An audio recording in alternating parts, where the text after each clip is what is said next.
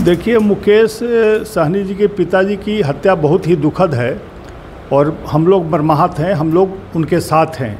ईश्वर से प्रार्थना करते हैं कि उन्हें शक्ति मिले और इस दुख को सहन करें।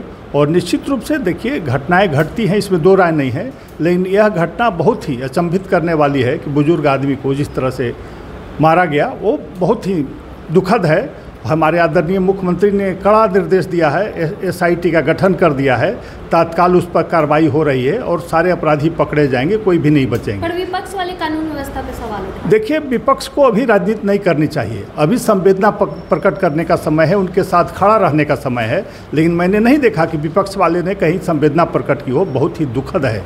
और उनको खुद अपने आईने में देखना चाहिए कि उनके सरकार में क्या होता था, अपराधियों को बचाया जाता था। हमारी सरकार में अपराधियों पर कड़ी से कड़ी कार्रवाई होती है, चाहे अपराधी कितना बड़ा क्यों न हो। देखिए, VIP के जो प्रमुख हैं मुकेश सहनी, उनके पिता की हत्या दुखद है, ये चिंता का विषय तो है ही, लेकिन प्रशासन पूरी मुस्तैदी से अपराधियों को खोजने में लगी हुई है। आखिर कौन सा ऐसा व्यक्ति है या किसके साथ कौन सी दुश्मनी रही है और किस कारण से उनकी हत्या की गई है। लेकिन अपराधी कोई भी होगा, कितना भी बड़ा होगा, अपराधी को खोज करके निकाला जाएगा, उसको कड़ी से कड़ी सजा दी जाएगी। इस सरकार में कोई अपराधी अपराध कर करके बच नहीं सकता है। अपराध के मामले में सरकार की 0 टॉलरेंस की नीति है। सरकार हर हाल में अपराधियों के खिलाफ कार्रवाई लगातार करती रही है। कोई भी अपराधी हो, अपराध करते हैं तो उन अपराधियों को सरकार और प्रशासन के लोग पूरी मुस्तैदी के साथ उनको खोज करके निकालते हैं, समय जो भी लगे। मैं मानता हूं कि कुछ जो ऐसे घटनाएं लगातार जो ऐसे घट रही है, लेकिन उन घटनाओं के पीछे जो व्यक्ति होते हैं, जो साजिशकर्ता होते हैं, वैसे व्यक्तियों को सरकार पकड़ रही है और सजा भी दिलाने का काम कर रही है। कुछ नहीं लग रहा सर, अपराध में लगातार आपराधिक घटनाएं बढ़ती ही जा रही है। क्या अपराधियों का मनोबल बढ़ चुका है? नहीं, अपराधियों का मनोबल बढ़ा नहीं है, लेकिन अपराधी कहीं ना कहीं जो है से इन चीज़ों को, घटनाओं को अंजाम दे रहे हैं। लेकिन सरकार पूरी तरह से जो है से उन अपराधियों के खिलाफ कार्रवाई कर रही है।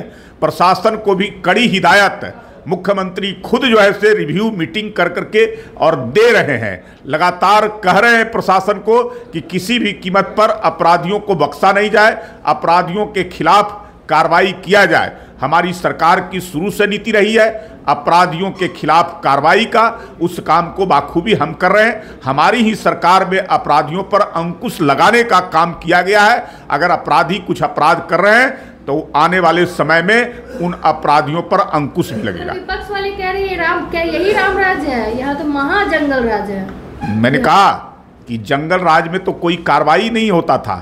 जंगल राज में अपराधियों को खुली छूट थी और सत्ता का उनका संरक्षण प्राप्त होता था। लेकिन आज वही स्थिति नहीं है। सत्ता के अंदर में कोई भी व्यक्ति, बैठा हुआ व्यक्ति, उसको मदद करने वाला अपराधियों को नहीं मिलता है। अपराधी अपराध करते हैं और कहीं भी चले जाते हैं देश के किसी कोने में, तो हमारी प्रशासन, हमारी सरकार उसको खोज करके निकालती है और उन लोगों पर कार्रवाई करती है। VIP चीफ मुकेश सहनी जी की जो पिता की हत्या हुई है वह बिल्कुल दुखद व हृदय विदारक है। जिस प्रकार से अपराधियों द्वारा कल बीती रात में उनके पिता की हत्या की गई है, वह अपने आप में एक आश्चर्यजनक व हृदय विदारक है।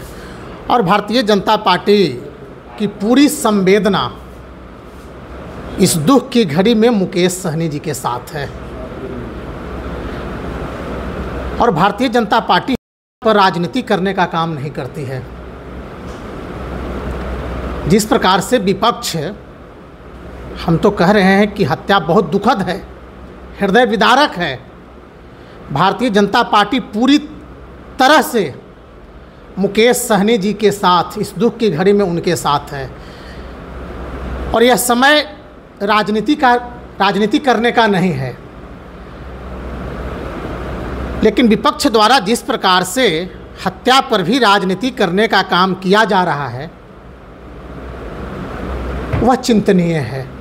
तेजस्वी लगातार कानून व्यवस्था पे सवाल उठाते हैं। देखिए, तेजस्वी यादव जी को यह ज्ञात होना चाहिए कि अब वह जंगल राज नहीं है, क्योंकि वह जंगल राज के प्रणेता हैं।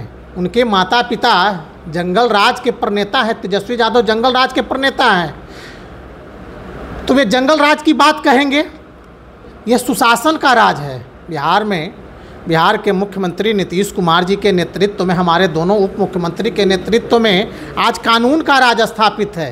हाँ, कुछ बड़ी है, हम उस आपराधिक घटनाओं को स्वीकार करते हैं कि कुछ अपराध की घटनाएं बिहार में इन दिनों बढ़ी हैं, लेकिन यह देखने की आवश्यकता है कि किस प्रकार के अपराध हो रहे हैं। बिहार में पहले अपराध प्रायोजित अपराध होते थे, अब बिहार में प्रायोजित अपराध नहीं होते हैं। अब बिहार में आपराधिक घटनाएं होती है। पहले लालू प्रसाद यादव, राबड़ी देवी जी के आवाज़ से सत्ता के संरक्षण में अपराध की घटनाएं होती थी, आज वह बिल्कुल नियंत्रण में है। सुशासन राज में इस नीतीश कुमार जी के शासनकाल में आपराधिक घटनाएं हो रही है, लेकिन प्रायोजित घटनाएं बिल्कुल बंद है। और मैं आपको दावे विश्वास के साथ बता देना चाहता हूं, जो कोई भी अपराध करने का दुस्साहस कर रहे हैं, हमारी बिहार पुलिस SIT टीम 24 से 48 घंटे में उस घटना का खुलासा कर उन अपराधियों को पकड़ने का काम कर रही है। अभी दरभंगा प्रक्षेत्र के उप महानिरीक्षक ने स्पष्ट मीडिया के समक्ष यह कहने का काम किया है, यह हमारे लिए चुनौती है, लेकिन 8 से 9 घंटे में हम अपराधियों को पकड़ने का काम करेंगे, चाहे कोई भी बड़ा से बड़ा अपराधी क्यों ना हो।